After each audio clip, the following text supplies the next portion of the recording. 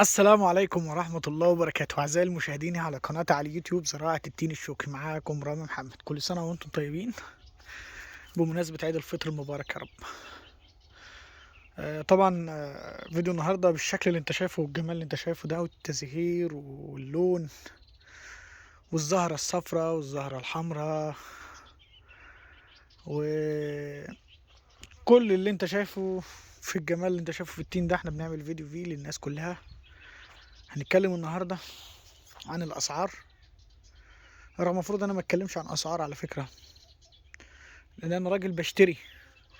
انا حاليا انا بشتري محصول، بشتري وبسوق، فما اتكلمش على اسعار. بس للامانه بقى زي ما احنا موعدنا الناس ان احنا كل حاجه هنقولها بما يرضي الله، خلاص بقى مش هاجي عند الحاجه اللي انا بشتريها واركن سعرها، لا هقول لك على كل حاجه. والله انا بشتري كل سنه، يعني اخويا انا شخصيا اللي بيشتريها، انا بعرف اقيم المزارع وبعرف اشتريها يعني. ف هنتكلم على الاسعار ماشيه ازاي وايه الكلام فيها وطريقه البيع والسوق السنه ده عامل ايه. توقعي للسوق بحكم ان انا شغال في المجال وعارفه. فنتكلم السنه دي على شويه حاجات كده وهقولها والناس كلها تبقى شايفاها يعني. طبعا الاسعار اللي انا هقولها في حاجات في التعليقات في الفيديوهات هتجيلي يقولك طب انا عنده مزرعه ما تيجي تاخدها واقل من الناس. فكره ان انا يا جماعه بسوق تين معلومه عشان اقولها للناس، او انا راجل مزارع اللي بيروح يشتري من مكان. انا مثلا عندي 6 7 نمر في الطريق الصحراوي. ايه اللي انا بعمله عشان بس اوفر عليك الكلام؟ بشتري في ريحهم 5 نمر جنبهم، ده شرط. طب مش معنى تاخد جنبهم واحد يقول لي مش معنى تاخد جنبهم، يعني اقول لك ليه. انا راجل بوفر عمالتي في مكان واحد، بوفر عداياتي في مكان واحد، عدايات الخشب بوفرها في مكان واحد، بوفر عربياتي في مكان واحد، تركيزه كله منصب في مكان واحد. طب في تاجر ما لقاش عندي او ما لقاش في مكان تاني بروح لمكان التاجر متحرك، انما انا بشتري في ريح مزارعي. انا بشتري في ريح مزارعي، فانا بقول لك السعر. لكن ما تجيش بعد ما اقول لك السعر تقول لي ده انا عندي مزرعه مثلا في المكان الفلاني ما تيجي تاخدها، طالما انت بتتكلم في اسعار وشطر كده وهتاخدها اقل من الناس. انا بقول لك انا ما بتحركش الا في مكاني، دايما بستثمر فيه اللي انا نجحت فيه. دايما انا كده بكبره طول ما بيكبر خلاص. لكن خلاص جه عند حجم معين وواقف انه ما عادش يكبر ببتدي اغير. لكن طول ما مكاني شغال وبيسعني بكمل فيه. فايه حاول المكان طول ما بينجح استمر فيه. هنتكلم بقى عن الاسعار السنه دي وعن الانتاج التين. على فكره في ظاهره السنه دي في التين يا جماعه، الانتاج قليل. التين مش شايل السنه دي. فانت طبعا هتقول لي ايه يا عم بتتكلم ازاي وايه اللي انت جايبه في الفيديو ده؟ التين قليل ازاي الفيديو ده؟ اقول لك السنه دي التين قليل، طرح قليل، وعشان كده السوق رافع جدا. السوق رافع جدا. تقييمات السنه دي 60 فدان، 60 من اول السنه. يعني كانت الاول الناس تتكلم 40 45 50، دلوقتي التقييمات كلها 60 ماشيه ستينات. تخيل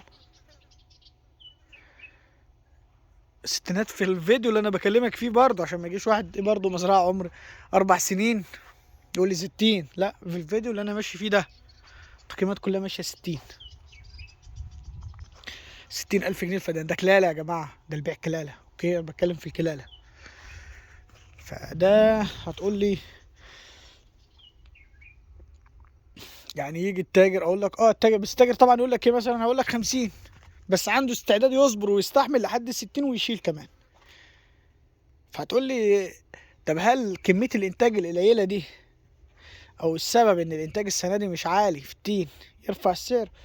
اولا يرفع سعر، ثانيا كمان في ظاهرة في التين الشوكي دي مميزة جدا، ان التين الشوكي بيجي في وقت اللي هو شهر 7. لو تلاحظ جميع الفلاحين او المزارعين او الناس اللي بتمارس مهنة الزراعة اصعب فترة بتمر عليها هو شهر 7.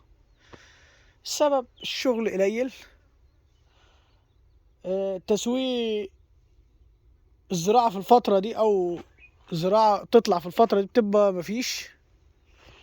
الفاكهة مش كتيرة في الوقت ده بتطلع فيه. يا بل في فاكهات بتكون انتهت اساسا من السوق، يبتدي بقى المعلم ده يطلع ينتشر في السوق المصري. اقول لك يبدأ يحصل ايه بقى؟ يبتدي التاجر بتاع الفاكهة اللي شغال في الفاكهة والحاجة النظيفة والشغل النظيف العالي البرستيج، اللي هو مثلا بيفرش بفرش كده نظيف كده وشغل كده ورش مية وينظف والحوارات من دي، يبتدي بقى يتجه للتين. يقول لك يا عم طب ما انا قاعد الفاكهة بدأت تشح عندي واسعارها غالية، طب اتجه للمنتج ده اللي سعره كويس. فابتدي مثلا بدل ما يكون عندك 100 تاجر بقى عندك 200 تاجر، ده انا بتكلم في تجار رسمي. فيبتدي واحد تاني يقول لك انا بشوف ناس بتشتغل في مهنة التين الشوكي وبتتكلم عنه كلام حلو، تجار فكك من الزراعة بقى تجار، طب ما نجرب الشغل. فبتلاقي ناس كتير تبتدي تضيف حاجة للتين الشوكي، وده بيزيد كل سنة، وده دايما اللي بيرفع سعره يا جماعة. دي الأسباب. أصل أنا متابع، أنا بشوف ناس عمرها ما تعرف يعني إيه تين شوكي وبتتاجر في التين الشوكي، تخيل، وبيكسب وبيستعد للسنة اللي بعديها وبجهز فلوسه للسنة اللي بعديها.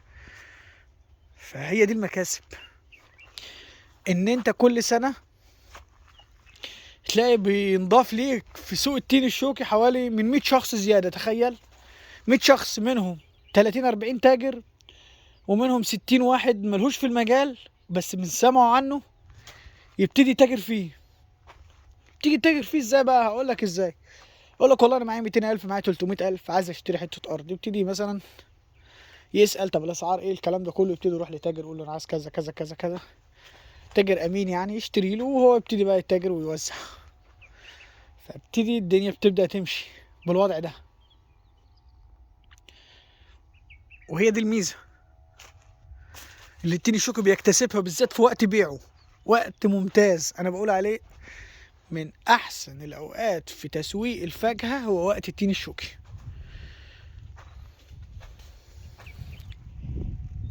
لو تلاحظ ممكن تلاقي معاه نوعين بس او نوع بس فاكهه في الموسم، وهو يكون سيد الفاكهه في الوقت ده.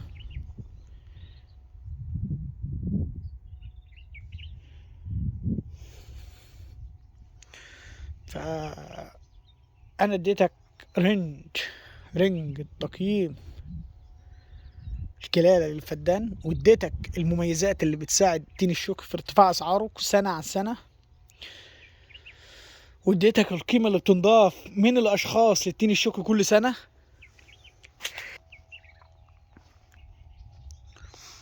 كل ده اضافات للتين الشوكي بتشجعنا ان احنا نستثمر فيه اكتر، استثمار اكتر، وبتشجعك ان انت تكبر استثمارك. ودي اللي بتخلينا ان احنا نشتغل اكتر في التين الشوكي. لدرجة هقول لك على حاجة، والله في ناس السنة دي مأجرة الفدان 26,000 جنيه. تخيل لما الفدان يوصل 26,000 جنيه إيجار سنوي وفاضي، يعني أنت ملزم بقلبان وبتجهيزه وبزراعته وبشبكته. تخيل بتاخد أرض زي دي كده ب26,000 جنيه في السنة عشان تزرع تين شوكي. لما أنا كنت واخد الفدان ب15,000 جنيه إيجار كنت مستغليه السنة اللي فاتت. يعني كنت بقول إيه، يلا مش مشكلة. لما لقيت السنة دي الفدان بتأجر ب25 و26 قلت ده أنا خدت فدان ببلاش. بس أنا عارف أبو 25 و26 ده ما خدتوش من فراغ، عارف مكاسب التين الشوكي، مقتنع.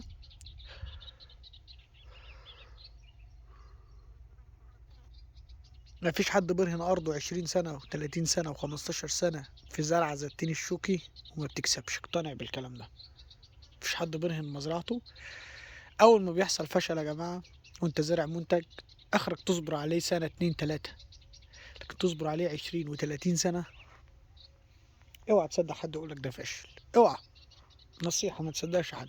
منتج طالما عمر معاك وقعد معاك للوقت ده اعرف ان ده بيكسب كل سنة عن سنة. ومفيش حد بيشيل تين شوكي ويزرع حاجة غيره، يزرع تين شوكي تاني. هتقولي بقول لك بيجدد، مزرعة تكون وصلت 30 سنة وكبرت وعليت يبتدي يجددها، لأنه هو سريع في الإنتاج وسريع في النمو، ودي المميزاته يعني. بس أنا لخصت لك حاجات كتير في الفيديو ده، يا رب تستفيد منها. وكل فترة إن شاء الله أعمل لك فيديو الفترة اللي جاية دي كلها بالأسعار وبالحصاد وبيع العداية بكام على فكرة البيع اشتغل يا جماعة، شغال قبل العيد ب15 يوم، وهينتشر بطريقة رهيبة بعد العيد إن شاء الله. كل سنة وانتم طيبين، والسلام عليكم ورحمة الله وبركاته.